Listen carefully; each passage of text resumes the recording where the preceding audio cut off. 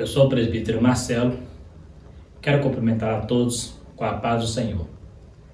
E neste momento estaremos estudando sobre esse assunto tão importante, que é a nossa lição de número 7, será ministrado dia 14 de maio, falando sobre o bom relacionamento entre Ruth e Noemi. Se você quiser saber um pouco mais sobre este assunto, fica conosco até o final deste vídeo e estaremos discutindo junto esta importante lição.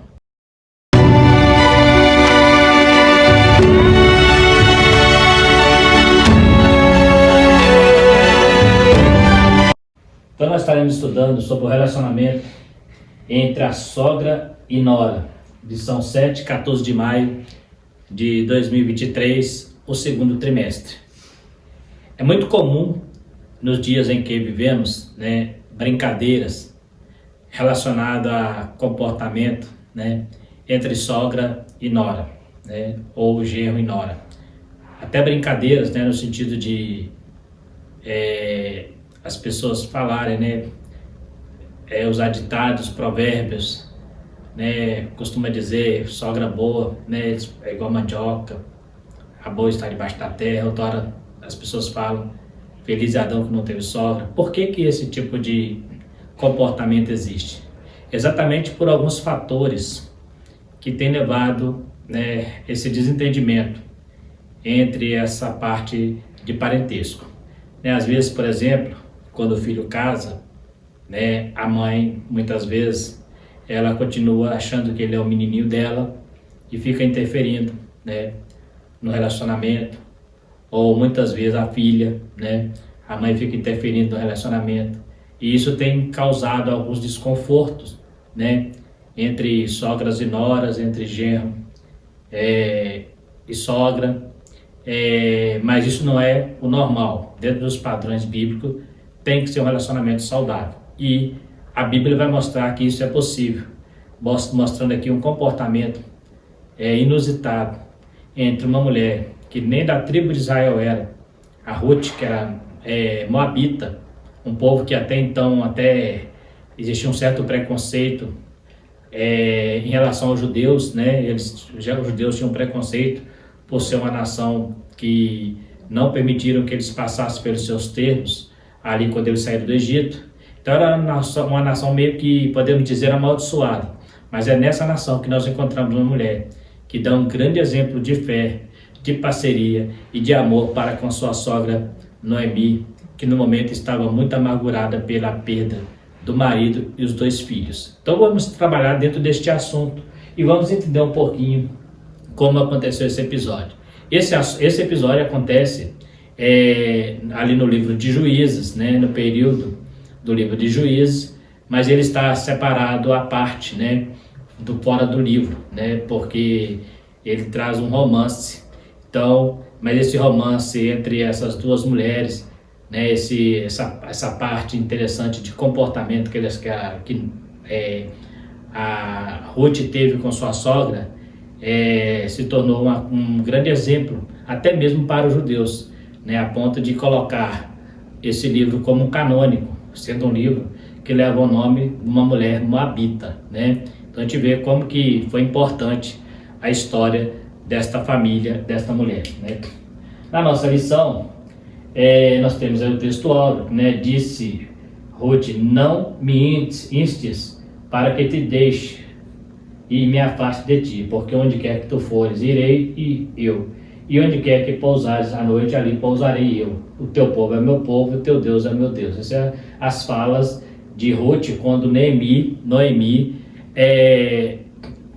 manda que ela volte para sua família, pelo fato de ela já ter perdido o marido e agora perdido também os 2 filhos, Então ela manda que ela volte e ela fala, não, vou ficar com você, e ela usa então essas expressões aí, mostrando a sua persistência em estar com aquela mulher, A verdade prática, a fé cristã exalta o amor familiar e mais especificamente o respeito e a honra entre nora e sogra, bem como genro e sogra. Por quê? Porque às vezes, como já a gente vê muito a brincadeira voltada para esse contexto, muitas vezes as pessoas fazem chacota, da sogra, né? Quem não conhece hoje uma piadinha relacionada à sogra, né? Mas entre o meio cristão, muitas vezes até os cristãos, né, eles terminam partindo para este lado, mesmo num tom de brincadeira, costuma caracterizar uma falta de respeito, né? Então, a vida cristã ela precisa ter esse cuidado. Nós, como servos de Deus, precisamos honrar a nossa sogra, nosso sogro, precisamos respeitar e entender que eles têm muitas coisas a nos ensinar, né? E relevar, né, algumas dificuldades para que possamos ter um bom relacionamento, porque se não aprendemos isso, traremos um transtorno, né, muito grande entre família, porque muitas vezes quando nós falamos mal da sogra, né, estamos falando mal da mãe da nossa esposa e vice-versa. Mas Noemi, ela teve uma nora que, diferente de uma boa parte das pessoas que conhecemos, né, ela teve um comportamento diferente em relação à sua sogra. Isso trouxe, né, inclusive um livro escrito no cânon bíblico, trazendo exatamente essa história, por tão linda e tão importante que ela se tornou para o judaísmo. Então nós vemos aqui, nesta lição estaremos estudando sobre a história de Ruth e Noemi, o lindo relacionamento entre sogra e nora. Aprendemos como é importante bons relacionamentos familiares. Veremos como Ruth se apegou à sua sogra a ponto de, mesmo sendo incitada por ela para voltar para casa, não quis abandoná-la. Então observa que quando o filho de Noemi morre, né, o marido de Ruth, né, morre na verdade os dois filhos, a Bíblia diz que ela manda que elas voltassem para os pais, para a família, para os seus deuses, porque ela não tinha condição de dar mais filho, né? E ela até fala, porventura terei filho para vocês esperar. E outra coisa, mesmo se eu tivesse, vocês vão esperar estes meninos crescer e se tornar homens? Não tem sentido, é melhor vocês voltar para sua família, porque eu já estou amargurada de espírito. Então Orfa, ela volta para sua família, diz a Bíblia que ela volta para a sua família e para os seus deuses. Também ela não queria voltar, mas ela aceitou, cedeu à insistência de Noemi. Porém, Ruth, ela não aceitou a insistência e falou, não insista comigo, eu vou ficar com você, o teu Deus é meu Deus, teu povo será o meu povo. Olha que interessante, uma mulher de uma nação cujo israelita não aceitava nem que entrasse no templo, segundo Deuteronômio, na 10ª geração não podia nem entrar no templo. Nós encontramos uma mulher que aceita o Deus de Noemi e aceita também o povo de Noemi, fala, o teu Deus é meu Deus e o teu povo será o meu povo, e onde tu pousares, ali pousarei contigo. Isso mostra a sinceridade, a fidelidade daquela mulher para com a sua sogra. Provavelmente ela durante sua caminhada aprendeu muita coisa em relação ao Deus de Israel. Aprendeu muita coisa, porque ela se declara serva desse Deus. Ela fala assim, o teu Deus será o meu Deus também. Então a gente vê ali, enquanto Orfa volta para a família e para os deuses dela, possivelmente deuses, né, idólatras, né, ídolos, né, Ruth não abandonou a sua sogra e não voltou para a família, para os deuses, mas ela assumiu uma nova identidade, uma nova postura. Agora eu vou servir ao seu Deus e estarei com você aonde tu fores. Olha que interessante como que é a determinação desta mulher. O livro de Ruth, a história do livro de Ruth acontece no período de juízo, porém foi escrito mais tarde, possivelmente por Samuel, lá no 10º século a.C., pois cita o rei Davi. Na Bíblia hebraica faz parte do Ketuvim e também compõe o Mehilot, né? Significa rolo de escrito. 5 livros que eram lidos nas festas judaicas, são eles Cantares, Ruth, Lamentações, Esté e Eclesiastes. Então esse livro, ainda que ele acontece no período de Juízes, né, o texto dá a entender isso, que aconteceu naquele período ali de Juízes, ele cita a genealogia, o início da genealogia de Davi, a partir de Ruth, que é mãe de Obed, pai de Jessé, ou seja, avô de Davi, né? Então se cita Davi, e Davi nesse período ainda não existia, não estava, não era nem rei. Então é provável que esse livro tenha sido escrito no período de Samuel, onde Deus já tinha preparado Davi para reinar, ou até mesmo um pouco mais adiante, quem sabe, né? Não sabemos ao certo. A maioria dos eruditos defendem que foi escrito por Samuel, e ele cita ali no final, né, o Obed, o Jessé e Davi, né? Se Davi não existia, então a gente entende que mesmo tendo acontecido um pouco antes, ele foi escrito depois, né? Porque ele cita Davi. e mostra também a importância dessa mulher na sua insistência de ficar com Noemi, né? Ela entra na genealogia de Davi, do rei Davi, e também na genealogia de José, né? Que é a genealogia da qual nasce Jesus, né? Nós estaremos falando um pouquinho mais adiante sobre isso aí. Então nós temos aqui a escassez que provocou a fome na casa de pão. A fome muitas vezes era fruto da desobediência e idolatria em Israel.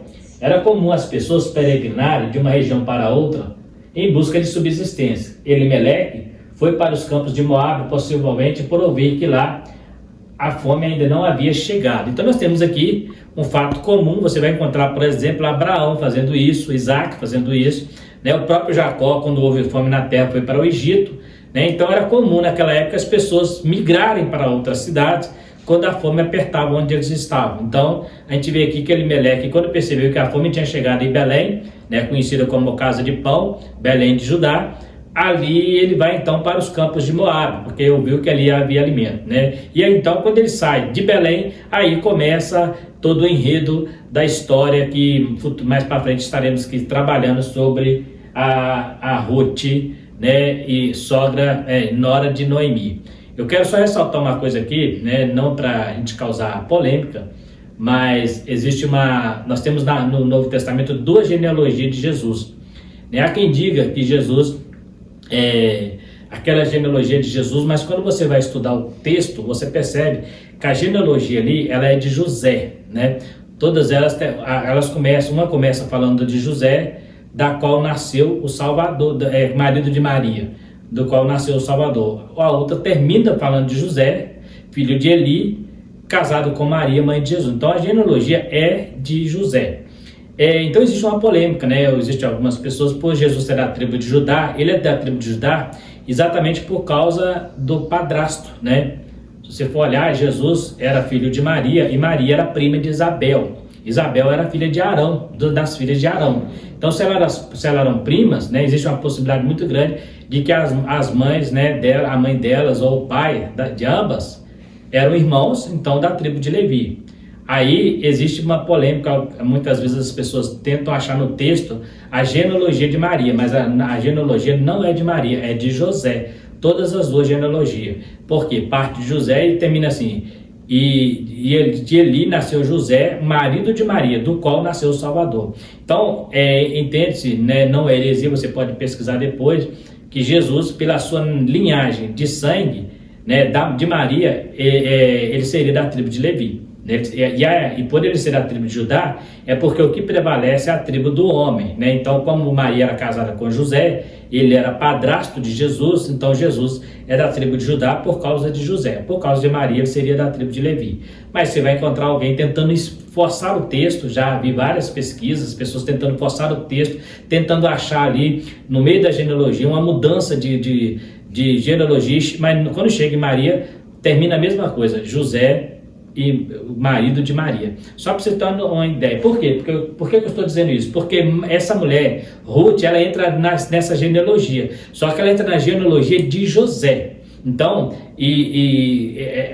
a importância que ela teve. São 4 mulheres que entram na genealogia de Jesus, partindo de José, e Ruth é uma delas. Vê a importância que essa mulher teve, até mesmo na sua descendência, né? Voltando aqui, então nós temos aqui que era comum, né, como já falamos, eles migrarem para outras cidades por causa da fome, né? Surgiu fome na cidade, eles iam para outra, para ali procurar um meio de sobreviver. E foi isso que Elimeleque fez. Ele viu que não tinha jeito, ele foi para outra cidade, né? Ele foi para Moabe. A crise de uma família. Quando Elimeleque viu que a fome apertava, tomou a decisão de sair com a família em busca de alimento. Nesse interim, morre Elimeleque, deixando Noemi com 2 filhos. Eles casam com mulheres moabitas e logo depois morrem também. Aí começa a luta de Noemi com as 2 noras viúvas também. Viúvas em Israel sofriam muito. Muitas vezes eram desamparadas, em alguns casos, entra até para a prostituição. Então, alguns pontos precisamos ressaltar aqui. A primeira coisa é que a dificuldade dessas mulheres era tão grande porque as viúvas em Israel, elas eram muitas das vezes desamparadas. Quando elas perdiam alguém que pudesse cuidar delas, não existia, né, um plano, vamos dizer assim, como existe hoje um plano para cuidar, um plano de saúde, para cuidar na aposentadoria. Então, muitas vezes elas ficavam com grandes dívidas. Temos o exemplo daquela sunamita no tempo de Eliseu, aquela viúva, melhor dizendo, no tempo de Eliseu, que ela tinha dívida, né? E ela fala para Eliseu: meu marido servia, era teu servo, era teu discípulo, e agora eles querem levar meu filho. Então, eram pessoas que tinham dificuldades, elas precisavam de ajuda. Então, imagina, a viúva já tinha uma dificuldade, ela com mais 2 noras viúvas também. Olha a dificuldade dessas mulheres. Então, por isso Noemi, ela se chama, né, o nome dela significa no hebraico bela, mas ela passa a pedir que se chame ela de Mara, que significa amarga, porque ela estava amargurada, né? E então a gente vê aqui que ela, além de ter a dificuldade de ser viúva, ainda estava carregando, né, meio que um fardo de 2 viúvas com ela. Por isso ela preferiu despedi-las. Eu quero só trazer uma ressalva aqui, porque na nossa lição o comentarista fala que Elimeleque, ele quando foi para Moabe, ele não consultou a Deus, né? Tipo como se fosse responsabilidade dele o que aconteceu. Isso não é verdade. A Bíblia não deixa claro essa questão, se ele consultou ou não consultou a Deus. Simplesmente ele tomou a decisão, como qualquer pai de família, quando está em aperto, quando está em apuros, ele procura resolver o problema. Ele viu que estava em dificuldade e ele tinha uma família para cuidar, então ele foi, né? A Bíblia não diz que ele errou em ter ido. A Bíblia não diz que também ele não consultou ao Senhor. A Bíblia diz que simplesmente ele viu a fome e foi procurar alimento para a família, coisa que qualquer pai de família faz na hora que está em dificuldade. Então, a gente tem que tomar cuidado para não forçar o texto e julgar a culpa em Elimeleque e falar que ele saiu de Belém e foi passar fome em Moabe porque não buscou o Senhor. Isso no texto não nos dá margem para dizer isso. E então, quando ele foi para lá, porque isso é muito comum, como acabamos de dizer, nós temos o caso de Abraão, que quando a fome apertou, ele foi para outra terra, né? Ele desceu até para o Egito. Né? Nós temos o caso de Isaac, fez a mesma coisa. E não quer dizer que eles não consultavam a Deus.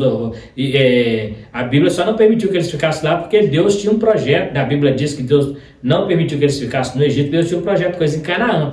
Mas o caso de Elimeleque é diferente. Eles já estavam na terra, né? A terra teve fome, provavelmente por causa daquelas idolatrias, daquelas rebeldias do juízo. Nós vimos ali em edições passadas que sempre que eles caíam na idolatria, Deus trazia opressores sobre eles, e aqueles opressores, eles estragavam a lavoura. Nós temos o caso de Gideão, que estava malhando trigo no lagar, né? Lugar de uvas, mas ele estava escondendo ali sua lavoura, por quê? Por causa dos midianitas. Os filisteus também faziam isso. Então era comum, quando eles ficavam subjugados aos inimigos, os inimigos destruíam a lavoura, porque a lavoura era a forma de subsistência. Se tivesse fonte de água também, eles tampavam, né? Eles cobriam as fontes de água para que as pessoas morressem de sede. Então a escassez vinha. Quando Samaria foi cercada, a história diz que as mulheres chegaram a comer os próprios filhos de tanta fome. Então observa que era comum, talvez por causa da idolatria, Deus castigou a terra através dos inimigos e a escassez veio. Não tem nada a ver com... Nós vemos aqui que Elimeleque, ele tinha sim um temor de Deus, porque a mulher dele demonstra isso, e a Ruth deve ter visto isso também na vida de Elimeleque, senão ela não ficaria com Noemi. A gente vê que era uma família de Deus, né? E eu não posso jamais afirmar que Elimeleque estava pagando pelo seu pecado ou não consultou a Deus. A Bíblia não entra nesse mérito, nem dá margem para eu entender isso. Só para ficar bem claro que não posso afirmar esse tipo de coisa, né? Então a gente vê que algumas delas, por dificuldades, algumas vendiam os filhos, outras caíam até na prostituição. Por quê? Porque não tinha outro meio de subsistência. E muitas vezes a viúva, ela tinha dificuldade também para contrair novo casamento. Ela tinha muita dificuldade. Nós temos um caso da mulher samaritana que ela tinha 5 maridos, né? A Bíblia não diz que ela era viúva, provavelmente 5 divórcios. Chegou a um ponto que ela não quis mais casar, né? Jesus disse: tivesse 5, o que você tem agora não é teu. Mas a mulher viúva, ela tinha muita dificuldade, porque existia uma lei, mais à frente eu estarei falando sobre a lei que protegia a viúva em alguma situação. Mas no caso de Noemi aqui, ela não tinha nenhuma proteção. Por isso ela volta para a terra de Judá, né? Belém de Judá, e ela volta amargurada de espírito. Só que ela volta com Noemi. Então a gente vai estar mostrando essa questão aqui. Mais à frente eu vou estar falando sobre a maneira como Deus fez para proteger não só os pobres, mas também pessoas como órfãos e viúvas. Noemi decide voltar à terra, à sua terra. superando as crises existenciais. Quando Noemi perde os dois filhos, resolve voltar à sua terra, principalmente por ouvir que Deus tinha visitado a terra com pão. Ela teria que caminhar cerca de 80 quilômetros até Belém. Entendendo que Deus estava castigando ela, ela pede que chamasse, o seu nome é Mara, né? Amarga, e não Noemi, que significava bela. Ela não sabia que Ruth era o seu consolo no seu retorno à sua terra. Então assim, ela estava voltando com a resposta, né?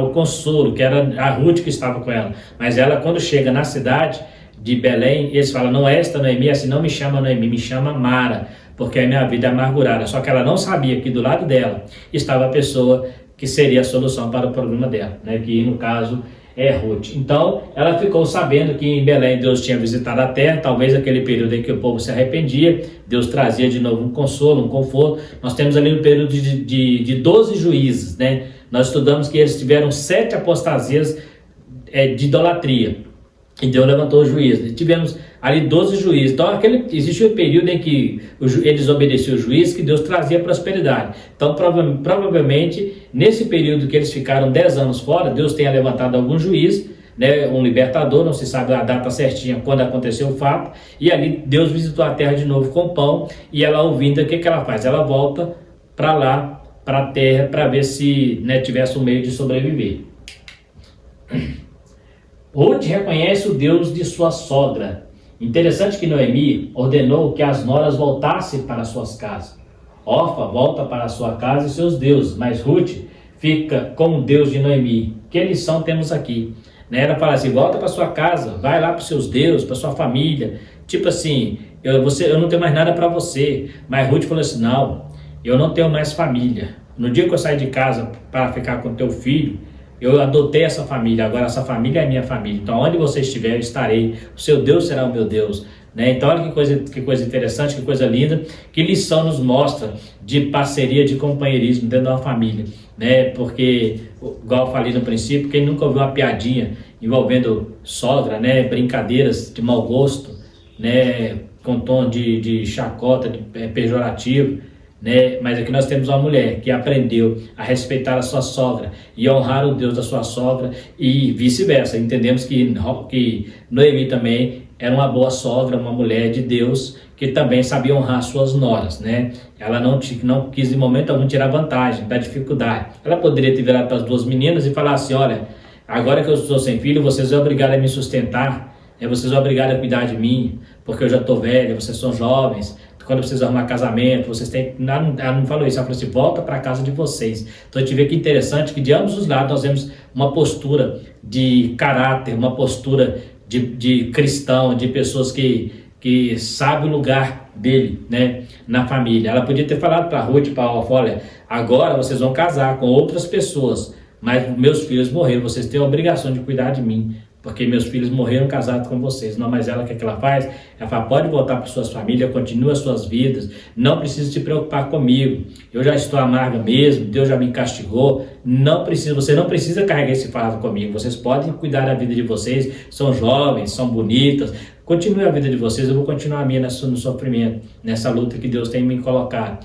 Mas aí, Ruth vai tomar postura, não, minha sogra, se Deus está te castigando, eu estarei com você até no seu castigo, eu estarei com você na sua dificuldade, onde tu deitar, eu deitarei contigo, onde tu passares, eu passarei contigo, o teu Deus vai ser o meu Deus, o teu povo será o meu povo. Olha que coisa linda. Então nós temos aí posturas de cristãs de ambos os lados, tanto de uma nora que teme a Deus e que sabe que ela pode contribuir, mesmo na dificuldade. Ela poderia pensar assim, pois se essa mulher teme a Deus e está passando dificuldade, eu não quero esse Deus para mim, porque hoje em dia existem pessoas que buscam Deus só pelo que Ele pode dar, não pelo que Ele é, né? Mas nós encontramos uma mulher que nos ensina que mesmo a mulher falando que Deus tinha castigado ela, Noemi falou, Deus me castigou, a mão de Deus está sobre mim. Noemi falou assim, mas eu quero esse Deus para mim. Né? Se ela estivesse falando assim, eu estou cheio de bens materiais, cheio de dinheiro, cheio de riqueza, quem não quer um Deus que oferece esse monte de coisa? Hoje é o que muitos têm procurado, mas Noemi escolheu um Deus que ela estava ouvindo de uma sogra, que este Deus tinha castigado ela, e provavelmente ela entendia que a Noemi não merecia aquele castigo.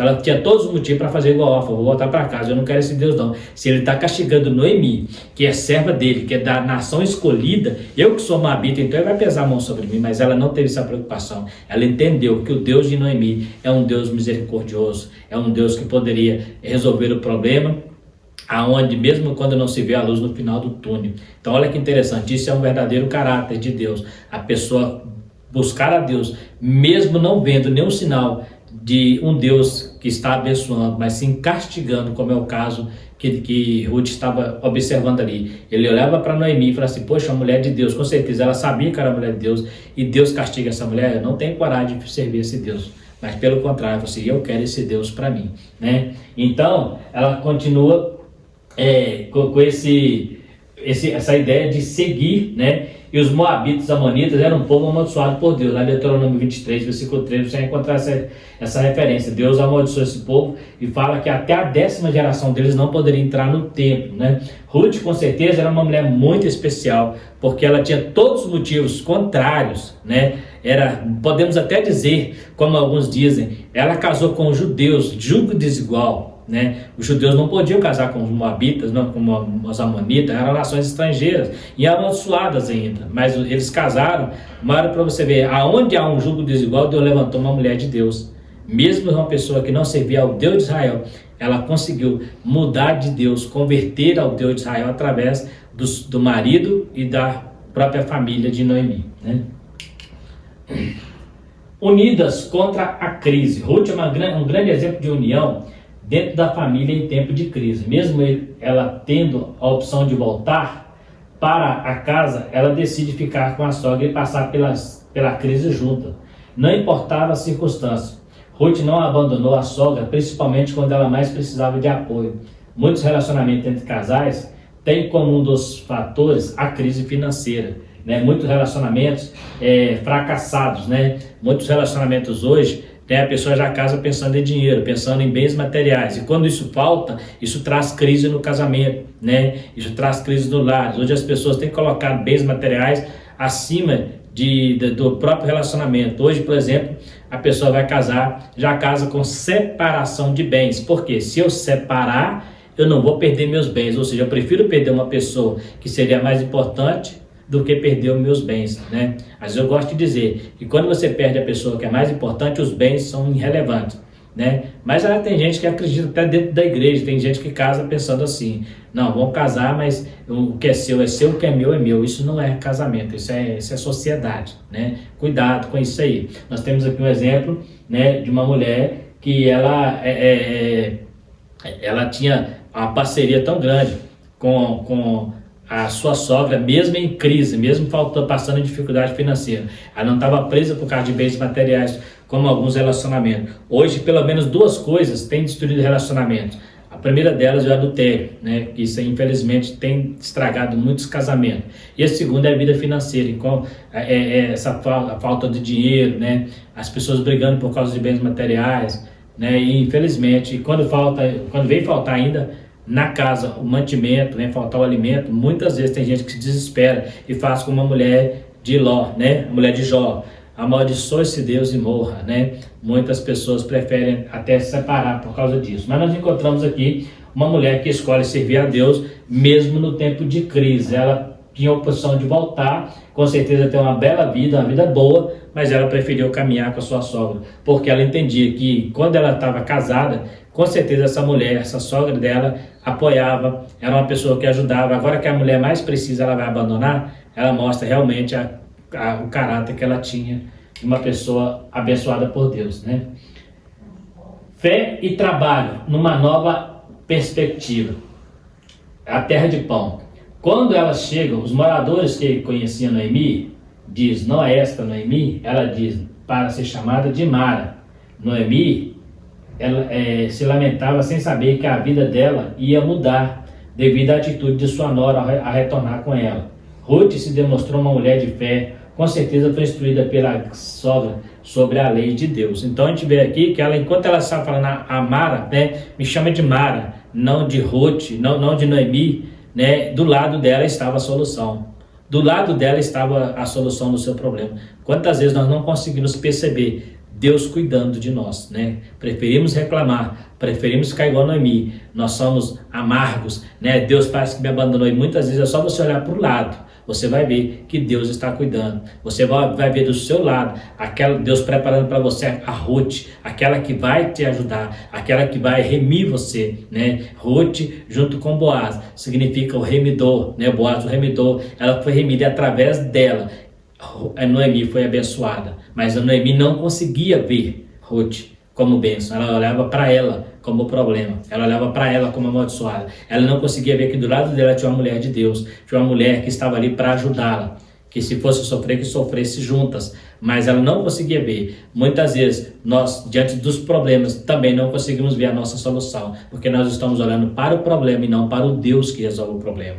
Aprenda isso. Quando o problema vier, acredite que Deus, Ele está no controle. E de onde você menos espera, Ele vai trazer a solução do problema. Mas uma coisa que nós precisamos acreditar, que Deus cuida de nós. Que Deus cuida da sua igreja. Deus cuida do seu povo.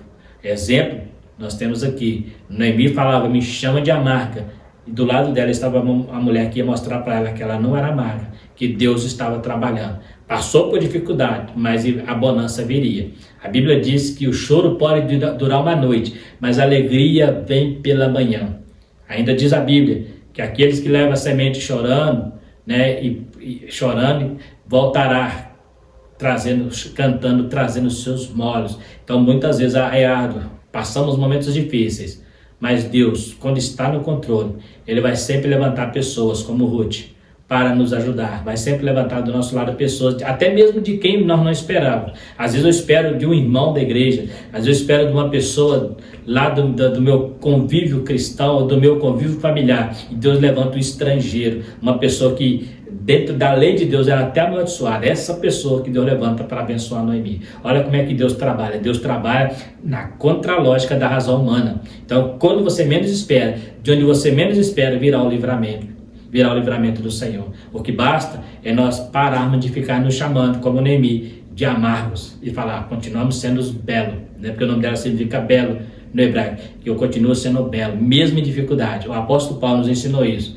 Eu sei passar dificuldade, eu sei estar em bonança, mas o Senhor, eu posso todas as coisas nele que me fortalece.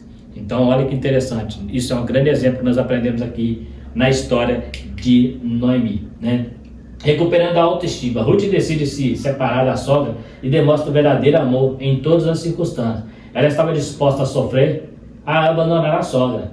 Elas estavam voltando no tempo da cega, provavelmente entre os meses de abril e maio, um período de colheita em Belém. Ela demonstrou para a sogra amargurada que ainda havia esperança. Olha que interessante, mais uma lição para nós aqui. Nós temos aqui uma mulher de Deus, Noemi, que tinha uma experiência, nascido no meio do povo eleito. E do lado dela temos a mulher estrangeira, que não conhecia a Deus, que não tinha estrutura, não tinha experiência. Mas enquanto ela já achou que não tinha mais esperança, sendo serva de Deus, nós encontramos uma mulher estrangeira, que tinha conhecido Deus recentemente através dos seus filhos e da própria sogra. Ela fala, não há esperança. Deus vai cuidar. Ela tinha essa esperança, ela tinha essa fé. Então muitas vezes a pessoa está lá na igreja, muitos anos de crente, e Deus precisa usar pessoas até do mundo para nos mostrar que Deus está no controle. Eu já passei por situação em que eu pedi, como diz o ditado, a gente usa as estrebeiras na época, fiquei muito nervoso, uma pessoa que não estava na igreja me aconselhou. Então a gente precisa ter esse cuidado, porque nós como cristãos deveríamos ser os conselheiros, mas tem hora que Deus precisa levantar alguém. É igual aconteceu com o Balaão. Tem hora que Deus, quando o profeta deixa de ouvir, Deus precisa levantar uma jumenta para falar com ele. E às vezes Deus faz isso com a gente. Tem hora que a gente está tão fechado que Deus precisa levantar. O próprio Jesus fala, se nós nos calar, as pedras clamarão. Então, às vezes nós precisamos, de Deus de vez em quando levantar algo, de um lugar que você não espera, para que mostre que Ele está sempre no controle.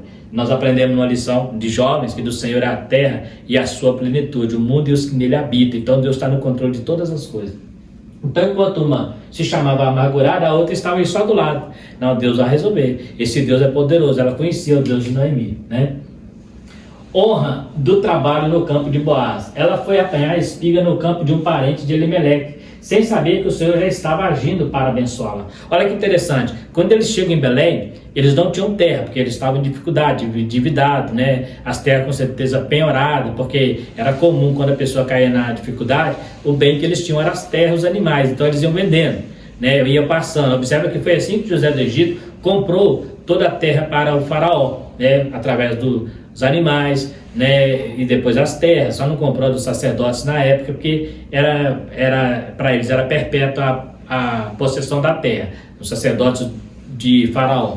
Mas observa que com certeza eles estavam a ponto de perder a terra. Então ela vai buscar espigas, né, no campo de um judeu, que era comum, né? Existia uma lei em Israel, que quando eles plantavam, aquele fruto que caía no chão, seja de uva, seja de espigas, eles não podiam apanhar, era para os pobres da terra. E Deus quebrando no coração do Israel a ganância. E outra coisa interessante, eles não podiam rabiscar. O que era rabiscar? Era fazer a colheita e depois voltar atrás, ver se tinha mais alguma coisa. Aquilo que ficava para trás também era dos pobres, né? Então, vamos supor, esqueceu algumas espigas para trás, esqueceu algumas uvas para trás, alguns figos para trás, aquilo ali era para os pobres, né? Não podia voltar para buscar. Por quê? Porque Deus, era a maneira de Deus cuidar dos pobres e também quebrar no coração dos judeus a ganância de querer sempre tudo para eles, né? Sempre dividir com os pobres. A igreja primitiva, quando começou, uma das coisas que eles aprenderam é exatamente vender as suas propriedades e levar aos pés dos apóstolos, porque eles não tinham mais ganância. Eles entendiam que cuidar dos órfãos, dos necessitados, era mais importante do que ter muitos bens materiais. Então a gente vê aqui que ela foi buscar espigas no campo de um parente de Elimeleque, sem saber que ele era parente de Elimeleque, né? Na lei de Israel era proibido apanhar os rabiscos, das plantações também, as que caíam no chão, era para os pobres, está lá em Deuteronômio. A generosidade de Ruth para com a sogra estava sendo recompensada. Então observa aqui como é que Deus já começou a trabalhar na vida dessa mulher. Como ela foi fiel à sua sogra e não abandonou, Deus já começou a trazer para ela uma recompensa da sua atitude, né? Uma recompensa, porque Deus, ele não fica devendo nada para ninguém. Então ela vai para o campo de Elimeleque, ela não sabia que era um parente, né? Aí ela vai e conta para a Ruth fala para Noemi, e Noemi fala assim, esse aí é parente do meu marido, né? Olha que interessante, aí, então, imagina o coração de Noemi, quando percebe que ela não foi Noemi que mandou ela ir para lá, né? Ela que falou que encontrou o Boaz, esse é o parente do meu marido. Imagina o coração de Noemi. Eu imagino que Noemi agora já estava sentindo que aquela amargura estava para sair. Por quê? Porque a Ruth foi no campo chamado remidor. Nós vamos falar um pouquinho mais adiante o que significa isso. Apanhar no campo de Boaz, Ruth descobre que ele era o remidor de Noemi, né? Boaz era um homem íntegro e abençoa a Ruth ao saber a sua generosidade com a sua sogra. Remidor tinha um compromisso de resgatar as terras penhoradas por dívida. No caso em questão, Boaz, além de remir, ele casou com Ruth. Então o que ele faz? O remidor era aquela pessoa da família, vamos supor, quando a família caía na pobreza, era obrigação do parente ajudar essa família a se reerguer. E muitas vezes resgatava as terras de volta que foi vendida. Se houvesse filhos que fosse levado para a escravidão, eles também tinham um compromisso de resgatar. Era a maneira das famílias ajudarem as outras, né? Deus trabalhou, mostrou, ensinou isso para Israel. Os irmãos não podem vender o outro para escravo, né? Nós temos um caso desse lá, se eu não me engano, em Juízes, que uma tribo começou a subjugar a outra e Deus mandou devolver. Não, você não pode escravizar seus irmãos. Então aqui nós vemos uma proteção da família, porque a família cai na pobreza, Deus levantava então um remidor. Quem era o remidor? Era alguém da família que estava em condições melhores, que poderia remir, ajudar essa família que estava em dificuldade. E Ruth vai parar exatamente no campo de Boaz, que era um remidor, né? Ele era um remidor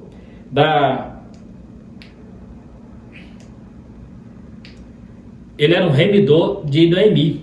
Então Ruth, ela para exatamente no campo de Boaz, que era um remidor de Noemi, né? E o remidor, nós estaremos explicando que era a pessoa que tinha a obrigação de estar ajudando essa família que estava em dificuldade. Então nós temos aqui três maneiras em que Deus preparou para proteger a família. A primeira delas é chamada lei do levirato. O que era a lei do levirato? Era quando o irmão morria, né, a viúva tinha que ser assumida pelo o irmão mais velho, né, para que a descendência daquela família continuasse.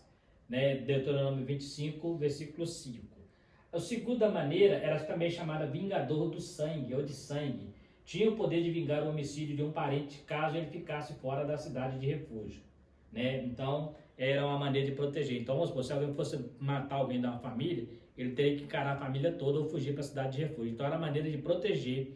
Né? Ele tinha autoridade de vingar, de olho por olho, dente por dente. Né? Então, ele tinha condição de vingar, ele tinha essa autoridade. E a segunda é o remidor, que é o que nós estamos estudando aqui, que é assumir a dívida da família para que a família endividada pudesse sobreviver. Então nós vemos aqui que esses três casos aqui são casos que Deus separou para proteger a família. É interessante que quando nós falamos de Boaz, ele casa com Ruth. Pela lei do remidor, ele não precisaria casar com Ruth. Ele cumpriu a lei do levirato.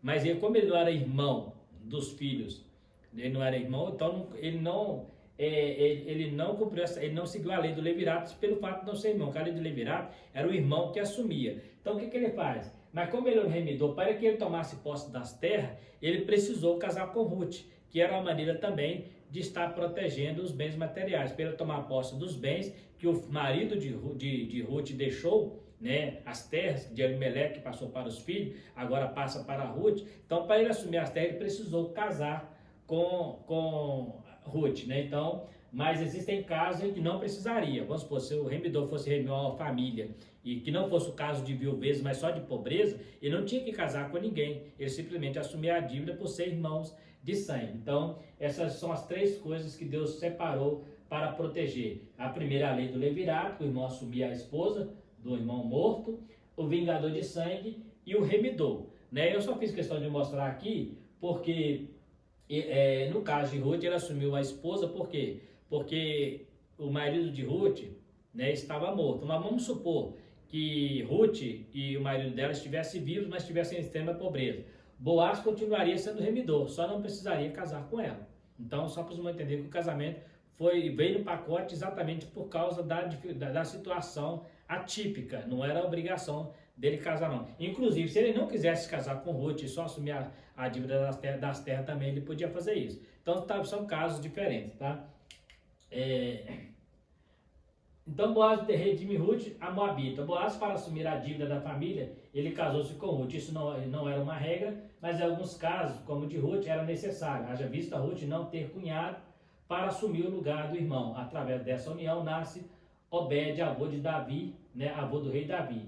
Ela entrou também na genealogia de Jesus. Eu falei mais um pouco atrás sobre essa questão da genealogia, que ela entra na genealogia de José, que é padrasto de Jesus, que José era da tribo de Judá. Então ela entrou na genealogia de Judá. Né? Ela é uma moabita que faz parte da genealogia de Judá, e Judá é a descendência de Jesus a partir de José. Já expliquei isso, que não é a partir de Maria. Maria, o parentesco dela, se ela era prima de Isabel, já explicamos, né? Isabel era filha de Arão, então a possibilidade muito grande que ela fosse, né? Eu ouvi um comentarista falando que os pais de Maria eram de Judá, mas não há nada na Bíblia que comprove isso, né? O que fala que ela era prima. Algumas traduções dizem que ela era parente, só que na Bíblia hebraica, a palavra parente e primo, ela tem muito mais força do que a palavra irmão, porque irmão, observa que Abraão chama Ló, né? Chama Ló de irmão dele, não podendo brigar com isso, e na verdade não era irmão, ele era tio de Ló. Então você vê que o irmão abrange mais a família. Agora quando especifica parente, primo, né, aí está mais próximo do que a palavra irmão. Irmão para eles é genérico, né? Então só para os irmãos entenderem um pouquinho como é que seria isso aí. Mas é só para efeito de conhecimento mesmo. Então ela entra na genealogia de Judá e também de Jesus, né?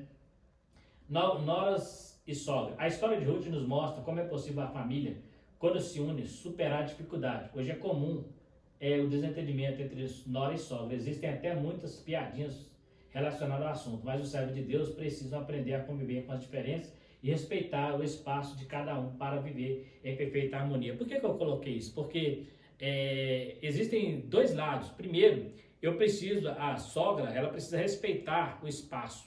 do casal, o marido, né? Tem mulher tem mãe que o filho casa, ela acha que ele continua sendo menininho dela, então fica interferindo, né? De onde nasce aquele mal-estar, né? Ela fica interferindo, querendo saber se a mulher fez a comida certinha, se passou a roupa dele. Isso não é mais papel da mãe. Depois que ele casa, é papel da esposa. E por outro lado, quando isso acontece, a nora fica nervosa e fica, né, passa a não gostar da sogra, ou do genro passa a não gostar da sogra por causa dessas interferências, né? Então é importante que nós saibamos qual é o nosso papel dentro do lar, né? Quando se une homem e marido, marido e mulher, ali é outra família, né? Nós se tornamos parentes, né? Porque ali uma nova família está nascendo. Não que nós não podemos ajudar, podemos sim, mas não podemos interferir em princípios que vai ser estabelecido a partir dali, porque são duas culturas diferentes, né? O marido e a esposa vêm de famílias diferentes e vão montar uma nova família. Então é importante o pai e a mãe de ambos manter uma certa distância com sabedoria e só interferir quando vê que é necessário e se houver permissão também. Mesmo se for necessário, se os filhos não permitem, não devemos entrar, para que não haja essas brincadeiras de mau gosto, esse desentendimento entre sogras e nora, né? Então é muito importante a gente ter essa visão para que cada um respeite o seu espaço, porque se fizer isso, vai ter um respeito mútuo, né? E esse respeito mútuo vai trazer uma grande harmonia na família, né? Existem muitas pessoas que não gostam realmente da sogra, né? Do sogro, né? Existem muitos que não gostam, por causa exatamente dessas interferências, né? Querer ensinar como é que faz as coisas, né? Criticar, né? Quando ele morava comigo, ela era mais bem tratado, mas ele decidiu sair, né? Você não expulsou, ele decidiu sair. Então, respeite o espaço, né? E o homem tem que ser homem também, né? Ficar casado e ficar qualquer coisa ligando para a mamãe, né? Precisa crescer, né? A Bíblia diz que tem que cortar o cordão umbilical, né? Então, por isso que existem essas diferenças, porque a mãe tenta interferir, principalmente a mãe, né? Por isso vocês falam mais de sogra, dificilmente você vai me falar de sogro, que a mãe é mais sentimental, ela entrega o filho para a nora, mas fica preocupada, será que ele vai ser bem tratado? Será que ele vai ser bem cuidado? Né? Isso não é preocupação mais, se ele decidiu, já é maduro, cara, resolveu casar, a vida dele para lá, né? Então, para que evite esses dissabores, né? A história de Ruth nos mostra de maneira clara que quando estamos dentro da vontade de Deus, tudo contribui para o nosso bem. A decisão de Ruth nos mostra que quando estamos entregando nossos problemas a Deus e confiamos nele, ele age e nos livra no momento certo. Ele nos prepara um remidor quando tudo parece perdido. Então essa é a lição que nós aprendemos hoje sobre Ruth, como o exemplo de remidor. Remidor é aquele que vai remir, vai assumir a minha dívida, vai me resgatar, né? E Jesus veio como esse remidor para nos resgatar do pecado, nos tirar do lamaçal. Nós não tínhamos como pagar a nossa dívida. Jesus pagou na cruz do Calvário. Ele pagou através do seu sacrifício, né? A Bíblia diz que a cédula que estava contra nós foi cravada na cruz. Cédula era um papel onde vinha escrita a nossa dívida. Jesus pagou essa dívida. Então Ruth tipifica o nosso remidor, Jesus Cristo, que nos remiu do nosso pecado,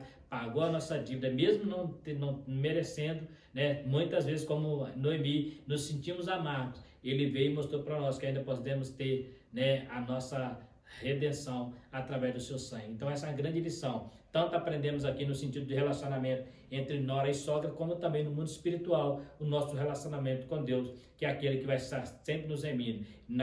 Tipificando aqui Ruth, que mesmo que eu não entenda, ele está do meu lado. Mesmo que eu acho que a minha vida está amargurada, mesmo que eu acho que eu esteja com problema, do meu lado vai estar a solução. Noemi falava que estava amarga, mas do lado estava Ruth. Ela falava que não tinha mais jeito, do lado estava Ruth, e Ruth era a solução para o problema dela. Só ela não sabia, porque tudo é no tempo de Deus. Importante é entendermos que, por mais que nos venha a tribulação, como nos diz o apóstolo Paulo, o que nos importa é entrar no reino de Deus, porque esta é a nossa maior esperança, né? Então é importante nós ter essa visão. Deus, Jesus Cristo, é o nosso remidor, ele é o nosso Boaz, vamos dizer assim, através de Ruth, ele é o nosso Boaz que vai nos remir de nossos pecados. Então Ruth, ela casa com o remidor para que venha a remissão para sua sogra Noemi. Então olha que interessante, e nos resgatou da dívida, né? Eu devia esse Boaz, através de Ruth, desse casal, saldou a nossa dívida. Jesus